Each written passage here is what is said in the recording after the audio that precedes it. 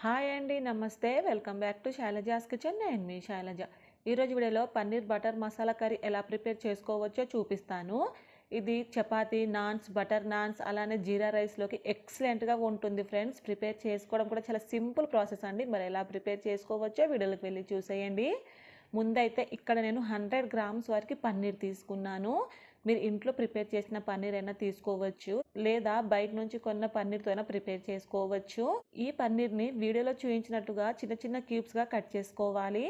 ఇలా కట్ చేసుకున్న ఈ పన్నీర్ని మనం ఫస్ట్ లైట్గా ఫ్రై చేసుకోవాలండి. దానికోసం స్టవ్ మీద ప్యాన్ పెట్టుకొని ఇందులోకి 1 టేబుల్ స్పూన్ బటర్ వేసుకోండి. మరొక టేబుల్ స్పూన్ ఆయిల్ వేసుకోండి.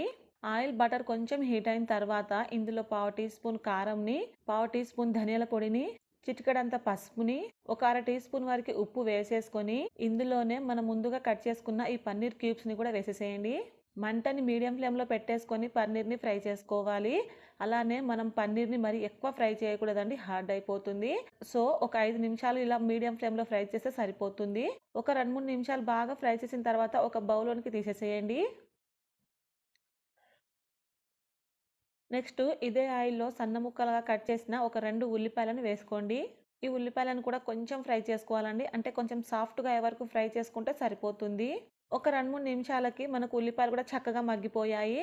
ఇందులోకి ఒక 4-5 జీడిపప్పు పలుకులను వేసుకోండి. అలానే ఒక మీడియం సైజులో ఉన్న టమాటాని ఇలా ముక్కలుగా కట్ చేసుకొని వేసుకోండి. వీటిలని కూడా ఒక 2, 3 నిమిషాలు ఫ్రై చేస్తే సరిపోతుందండి. అంటే మనకు టమాటా కొంచెం మెత్తపడే వరకు ఫ్రై చేస్తే సరిపోతుంది.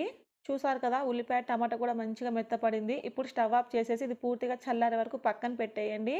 నెక్స్ట్ మనం మసాలా ప్రిపేర్ చేసుకుందాం. దానికోసం ఒక బౌల్‌లో ఒక 3-4 టేబుల్ స్పూన్ల వరకు గడ్డ పెరుగు తీసుకోండి. ఇలా గట్టి పెరుగు ఉంటేనే టేస్ట్ బాగుంటుందండి.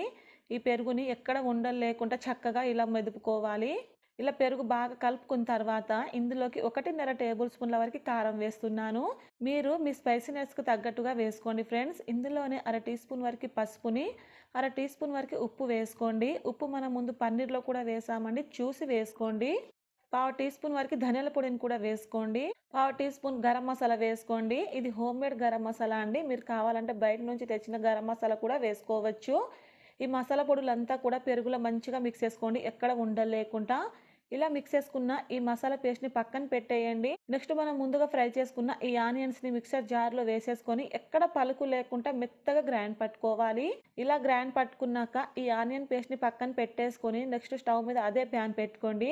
ఇందులో ఒక టేబుల్ స్పూన్ బటర్‌ని, ఒక 2 టేబుల్ స్పూన్ల వరకు ఆయిల్ వేసుకోండి. మీరు కావాలంటే బటర్ కూడా వేసుకోవచ్చండి మొత్తంగా. ఈ బటర్ కొంచెం కరిగిన తర్వాత ఇందులో 2 ఇలాచి, ఒక 3 లవంగాలు, ఒక దాల్చిన చెక్క, ఒక బిర్యానీ ఆకు వేసేసుకొని వీటిని లైట్‌గా ఫ్రై చేసుకోవాలి. అలానే ఇందులోనే ఒక 1/2 టీ స్పూన్ వరకు జీలకర్ర కూడా వేసుకోండి ఫ్లేవర్ కోసం. ఇప్పుడు ఇందులో మనం ముందుగా ప్రిపేర్ చేసి పెట్టుకున్న ఈ ఆనియన్ పేస్ట్‌ని వేసేసుకొని ఈ ఆనియన్ పేస్ట్ కూడా మొత్తం పచ్చి వాసన పోయే వరకు ఫ్రై చేయాలి. మనము ఈ కర్రీని ఎంత బాగా ఉడికిస్తామో రుచి అంత బావుంటుంది. సో ఇలా లో ఫ్లేమ్‌లోనే చేసుకోండి. ఈ ఆనియన్ పేస్ట్ కూడా చూసారు కదా, ఇలా మంచిగా మగ్గిపోవాలన్నమాట. ఇలా మగ్గిన తర్వాత ఇందులో ఒక 2 టేబుల్ స్పూన్ల వరకు అల్లం వెల్లుల్లి పేస్ట్ వేసుకోండి. అల్లం వెల్లుల్లి పేస్ట్ కూడా కొంచెం పచ్చి వాసన పోయే వరకు ఫ్రై చేయండి. ఇప్పుడు చూసారు కదా, అల్లం వెల్లుల్లి పేస్ట్ కూడా మంచిగా ఫ్రై అయ్యి పచ్చి వాసన పోయింది. నెక్స్ట్ ఇందులో మనం ముందుగా ప్రిపేర్ చేసి పెట్టుకున్నాం కదా పెరుగు మసాలా, ఈ పెరుగు మసాలా మొత్తాన్ని వేసేసేయండి.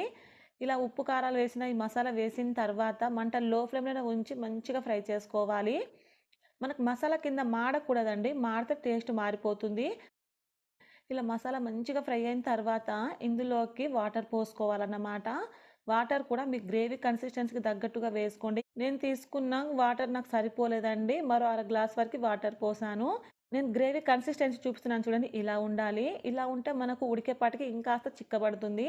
సో కన్సిస్టెన్సీ ఈ విధంగా ఉండేటట్టు చూసుకోండి. ఇదే స్టేజ్‌లో మీరు ఉప్పు, కారాలను చూసుకోవాలండి. ఉప్పు తక్కువ పడ్డా, కారం తక్కువ పడ్డా ఈ స్టేజ్‌లో వేసుకోండి. ఇప్పుడు దీనిపైన మూతని పెట్టేసుకొని మీడియం ఫ్లేమ్‌లో మంచిగా మరిగించుకోండి. బాగా మరిగిన తర్వాత మూత తీసి చూస్తే మనకు ఆయిల్ కూడా సెపరేట్ అవుతుంది కదండీ, వాటర్ బాగా మరిగినట్టు. ఇప్పుడు ఇందులో మనం ముందుగా ఫ్రై చేసి పెట్టుకున్న పన్నీర్‌ని వేసుకోండి. పన్నీర్ వేసిన తర్వాత మనం ఎక్కువగా ఉడికించాల్సిన అవసరం లేదండి. మనకు పన్నీర్ హార్డ్‌గా అయిపోతుంది. ఒక్కసారి బాగా మిక్స్ చేసేయండి. ఇలా కలుపుకున్న తర్వాత దీనిపైన మూతను పెట్టేసుకొని మధ్య మధ్యలో మూత తీసుకుంటూ, పెట్టుకుంటూ పన్నీర్‌ని ఉడికించుకోవాలి. ఒక 10 నిమిషాలకి మనకు పన్నీర్‌లో నుంచి మొత్తం ఆయిల్ సెపరేట్ అయ్యి పన్నీర్ కూడా చక్కగా ఉడికింది కదా! ఈ టైంలో ఇందులోకి ఒక టీ స్పూన్ వరకి కసూరి మేతి తీసేసుకొని ఇలా నలిపి వేసుకోండి. ఇందులో కసూరి మేతి ఫ్లేవర్ చాలా బావుంటుందండి. తప్పకుండా వేయడానికి ట్రై చేయండి. ఒక గుప్పెడంతా కొత్తిమీర ఆకును కూడా వేసేసుకొని ఇదంతా కూడా ఒక్కసారి బాగా మిక్స్ చేసేసుకొని స్టవ్ ఆఫ్ చేసుకోవడమే. అంతేనండి. మనం పన్నీర్ వేశాక ఎక్కువగా కుక్ చేయకూడదు. గ్రేవీ కన్సిస్టెన్సీ కూడా చూసారు కదా! ఎంత చిక్కగా అయిందో.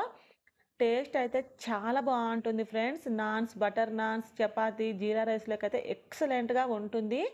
మరి ఈ రెసిపీ మీరు కూడా తప్పకుండా ట్రై చేయండి ఫ్రెండ్స్. ఇంట్లో వాళ్ళందరూ డెఫినెట్‌గా లైక్ చేస్తారు.